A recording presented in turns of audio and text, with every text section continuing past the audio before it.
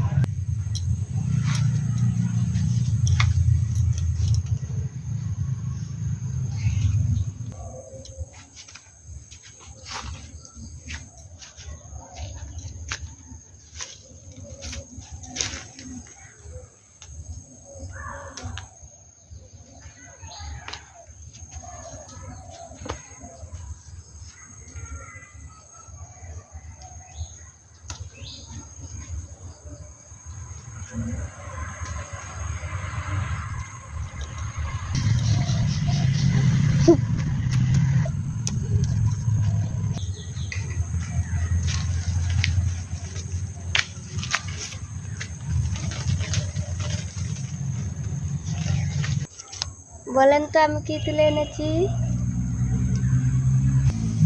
এটা হলো কচু পাতা। আজ কচু পাতা দিয়ে ভর্তা হবে। গরম ভাতের সাথে ভর্তা দিয়ে জমিয়ে খাবো। চলেন।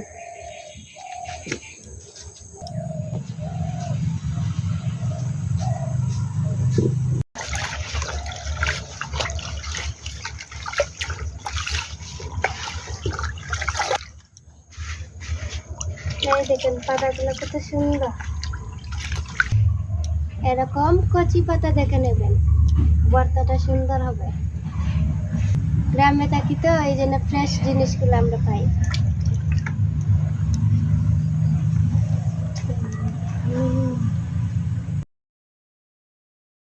এবার পাতাগুলো কেটে নেব।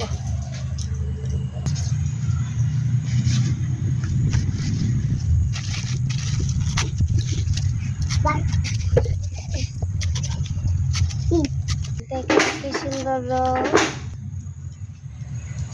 পাতাগুলা দেখেন কি সবুজ, কি সুন্দর পাতাগুলো। এবার কড়াইয়ে একটু তেল দিয়ে দিলাম। এবার পাতাগুলো দিয়ে দিচ্ছি।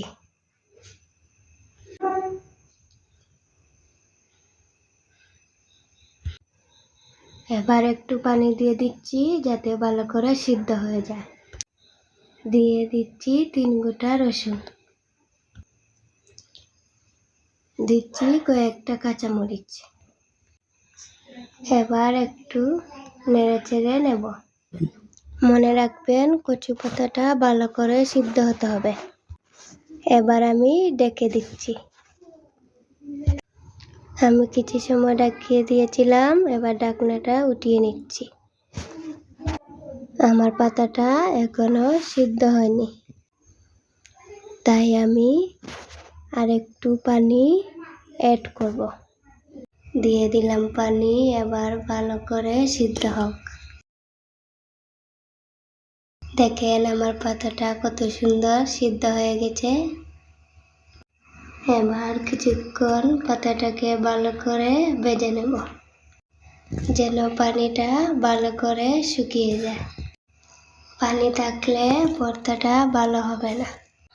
কচু পাতা তো, তাই গলা ধরতে পারে।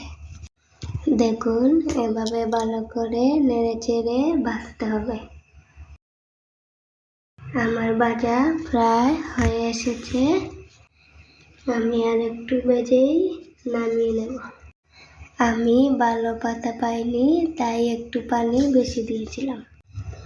আপনারা চেষ্টা করবেন কচি পাতাগুলো নিতে, কারণ কচি পাতার ভর্তাগুলো বেশি ভালো হয়। এই দেখুন আমার হয়ে গিয়েছে। এবার আমি কড়াইয়ে সরিষার তেল দিয়ে দিচ্ছি। এই তেলে আমি শুকনো মরিচ আর পেঁয়াজ ভেজে নেব। দিয়ে দিলাম শুকনো মরিচ। এবার মরিচগুলোকে লাল করে ভেজে নেব। দেখুন আমার মরিচটা ভাজা হয়ে গেছে। এবার আমি নামিয়ে নেব।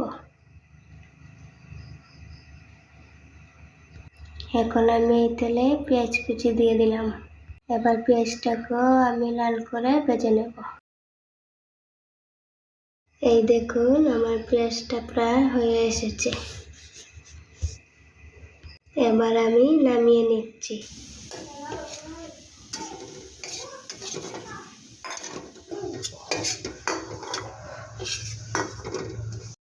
এই দেখুন ভাজাটা এরকম হবে। এবার আমি একটু সরিষার তেল দিয়ে পেঁয়াজ ও মরিচগুলোকে ভালো করে মেখে নেব।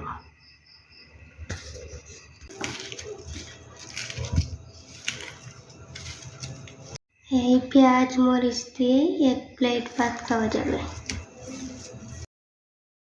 এবার আমি পেঁয়াজ মরিচ মাখাটা ভর্তায় দিয়ে দিচ্ছি।